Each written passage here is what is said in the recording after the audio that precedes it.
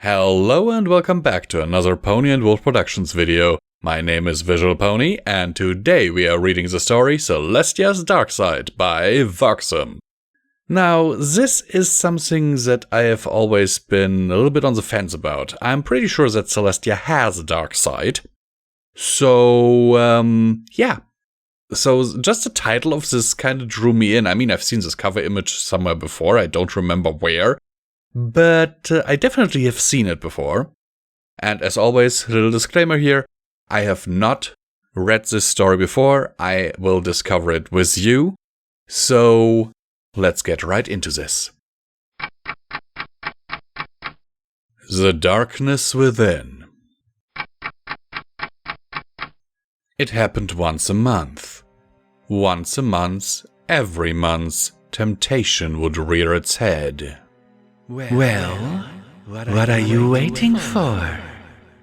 Princess Celestia, sister of the sun, the solar princess, could be considered a demigod. Her power was great. Raising the sun each morning and setting it every night was a task that took over 100 ponies, and she could do so by herself. Her wisdom was grand. Over 1,000 years of constant political movement. Over 1,000 years of watching nations rise and fall. Over 1,000 years of studying and learning all she could, and few could match her. Her beauty was unmatched, a flowing mane of ever-shifting color, a pristine coat that can outshine freshly fallen snow, and a demeanor befitting only the most mature and most regal of individuals. Despite this, she was still a pony, just like her sister. And once a month, this fact would come to light.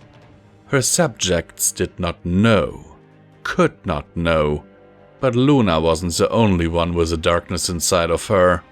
Her dearest sister had fallen to her darkness, allowed it to overwhelm her, overtake her, and overthrow her. The nightmare had been all too real, and both she and her sister suffered the consequences for not heeding the warnings. But they were wiser now. They were aware of the lure of the darkness, the call of the shadows. Resisting, are we? You know it is futile. Is this not what you want? What you desire? Celestia was not surprised to find her own darkness. Her sister had always been more in tune with the darker magics. It was no shock that she had met her other half, her darkness, so much sooner, even though the nightmare proved far more cunning than her sister had believed. Darkness, although rare, were rather well-documented figures. They simply manifested as the culminations of one's repressed desires, seeking one of two things: the freedom to take and engorge themselves on that which they were denied, or the indulgence of their hosts. Luna's darkness was of the former, while hers was of the latter. I do not understand. Why hold yourself back? Aren't you the ruler of this nation? Who will stop you from taking that which you desire? What's the harm? Go on. She scowled at the whispers in her mind, her very soul. Unlike her sister, Celestia's darkness did not give its name, assuming it even had one. It had simply appeared one day, demanding satisfaction. Loath as she was to admit it, but she could not stop the temptation. Once a month, a night like tonight would come. It was always the same. She would crawl into her bed for a well-deserved rest after day court. She would sleep and dream of peaceful things until her darkness roused itself. Her dreams would be invaded by her desire, and she would be forcefully awakened. It would whisper to her while she rested. She would try to block out its words, but nothing could ever quite dampen it enough. as if some part of her wanted to hear those words. Then she would get up, garbed in a large, comfortably fluffy and pink bathrobe. She would ghost through the halls, unseen and unheard. She would arrive just outside the door to her destination and she would hesitate. Her darkness would spur her on, and she'd enter the room. There she would stand before her target, staring, thinking, hesitating, regretting. She would argue against herself for nearly an hour, but her darkness would not let up. Open it.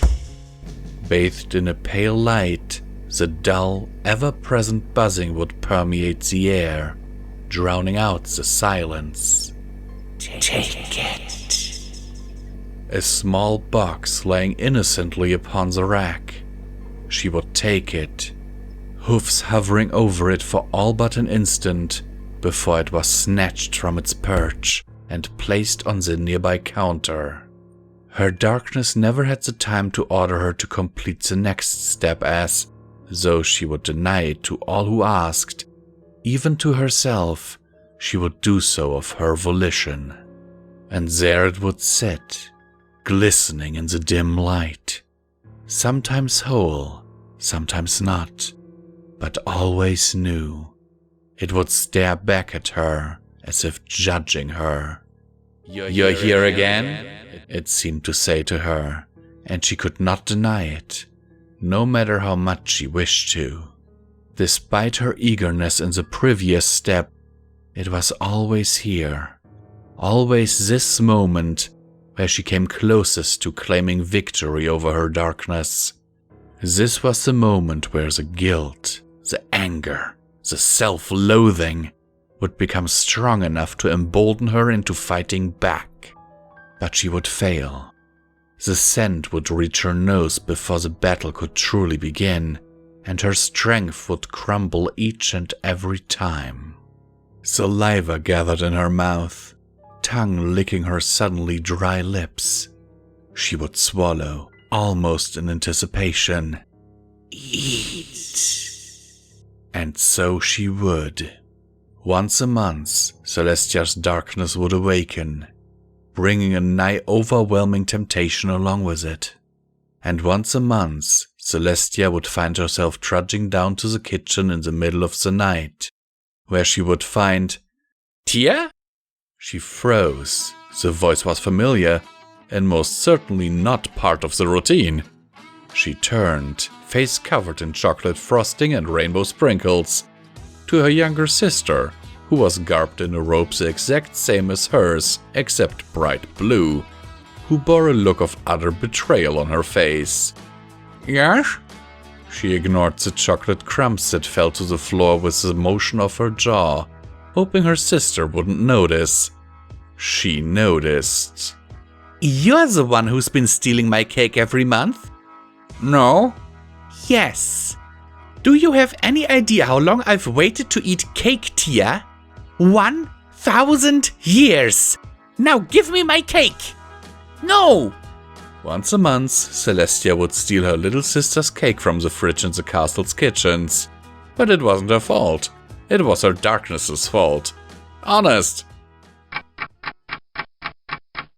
Hello everyone and welcome back to Comment Time with Visual Pony.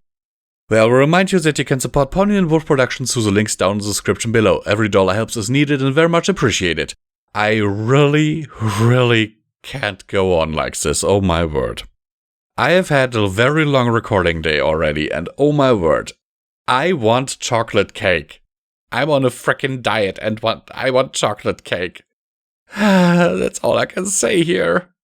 Love you all and sincerely yours. Hope this video finds you well in body and mind.